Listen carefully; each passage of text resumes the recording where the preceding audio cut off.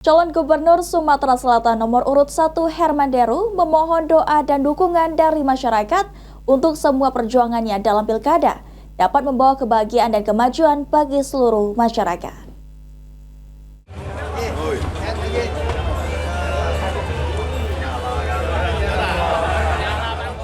Meningkatkan hubungan bersama masyarakat, Calon Gubernur Sumatera Selatan nomor urut 1 Herman Deru menghadiri acara tasyakuran yang diadakan di Jalan Demang Lepar Daun. Dalam kesempatan tersebut, Herman Deru meminta doa dan dukungan dari masyarakat agar semua perjuangannya dapat membawa kebahagiaan dan kemajuan bagi seluruh lapisan masyarakat.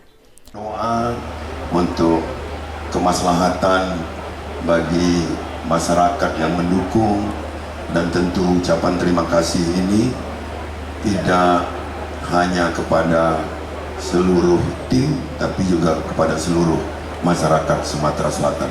Baik, David. Selain itu, dalam kesempatan bahagia ini, sejumlah tamu yang hadir memanfaatkan momen dengan foto bersama Herman Deru yang dianggap mampu membawa kemajuan Sumatera Selatan.